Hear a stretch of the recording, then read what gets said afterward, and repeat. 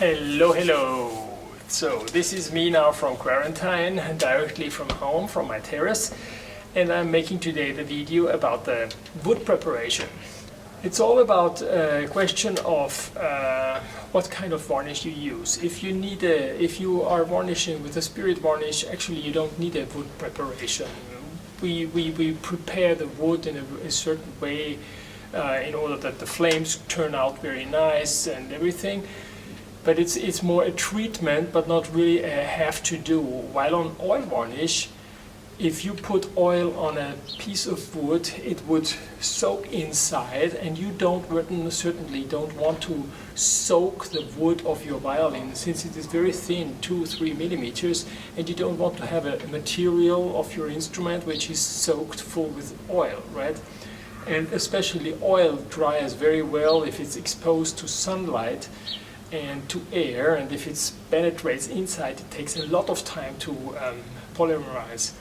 So you need to prepare the surface. So let's say if you now want to get the flames better out and put some stain on it, and tea, coffee, all kind of fruits and whatever, this is all fine, and you can do that, and it's good that you experience with this kind of things.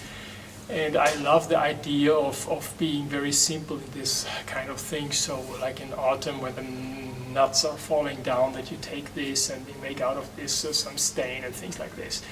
But when it comes to the sealer, let's say, this is fundamental for oil varnish, because in that case the wood is a different material.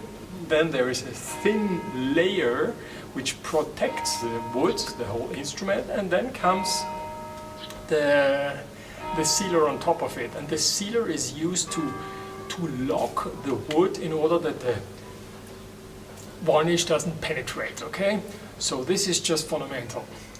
And on the other side, you don't want to put on, like, let's say, a thin layer of plexiglass, I don't know, some plastic. Yeah, you don't want to seal it that way. You want that it connects to each other so that the varnish doesn't chip off like crazy. And on the other side, it has to be in a way that it's well attached. So when I was in 1990, something like this, in Ann Arbor with Greg Golf and Joe Curtin working, they were dealing like a big secret that they were using liquid to put on the wood, and then they were varnishing. And I also used it for a few years, and I treated it like a top secret, you know. It's actually nicely working, but you cannot really rely on it. So I was searching immediately on something new.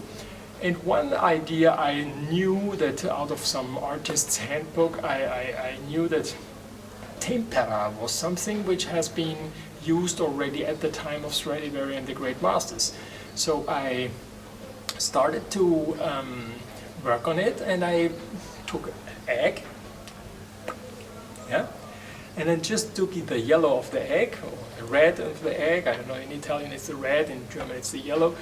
I don't know what color it is. You mean not the transparent thing, but the other one. You take it out, you wash it so that some white is there, and then you peek on it. You get only the liquid out, the rest you throw away. Then you can solve it a little bit with some water in order to make it a little bit more fluid. And this you just put plain on your treated wood. Very thin, so it doesn't have to be a thick layer. You put this on the wood. It's water soluble, so you can brush it on very easy. You can also take it off if there is too much on it, as long as it is still not dried out. Once it is dried out, you cannot solve it anymore with water or something else. It's just...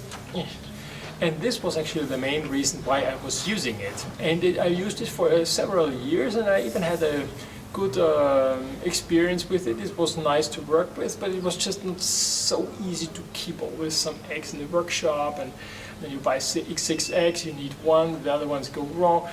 But it was actually not such a stupid treatment, and I still love it very much. Okay, so it's now for a long time that I didn't use it, but I still think that this is actually very close to actually how the treatment of the great masters was.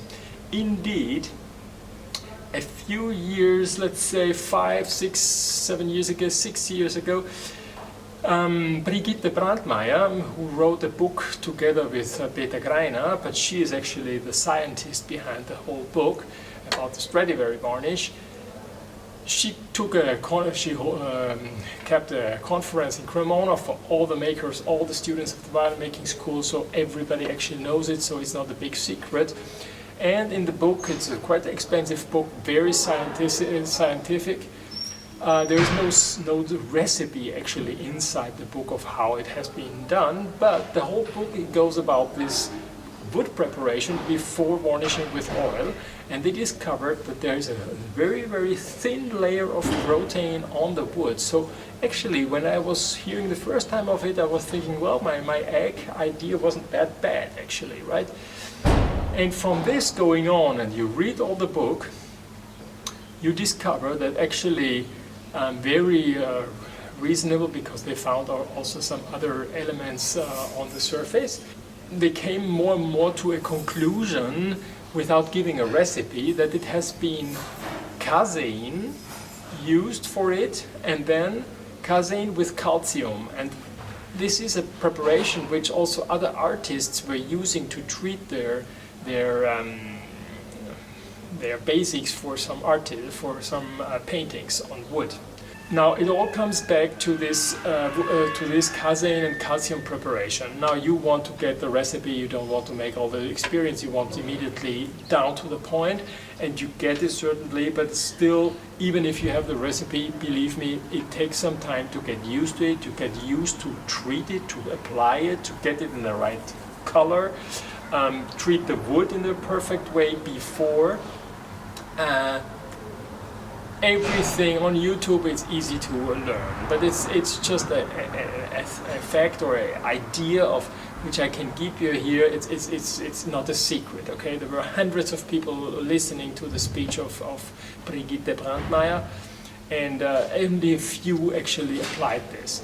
I had very good results with it, and I still continue using it on my master instruments. Okay. So the whole idea is that you get the powder of the casein, which is a fluffy powder, okay? I get it in Cremona, and you get for a violin, for the outside of a violin, I take 4 grams of casein, okay, in powder, and to this casein I put 10 milliliter or 10 grams of water. Just water from the tap, you know, it's not nothing, well, you can certainly buy Ferrarelle or San Benedetto, whatever, you know, it's up to you, or San Pellegrino. Once you put it, casein and water together, you put it in a small jar and you put it aside and you leave it for 1 or 2 hours just to let it a little bit come up, you know. And this would be very hard, too hard. And then on the other side I prepare in another jar the powder of calcium with water, and I just put as much calcium into the water as much as possible in order that I get something a little bit like a plaster, you know. So, and from this one then I take 13 grams of this one and I put it into the other mixture before. When you stir it with, I usually use a knife to stir it, you will see that it's dissolving very nice, and the whole thing gets a different consistency, very creamy and very nice.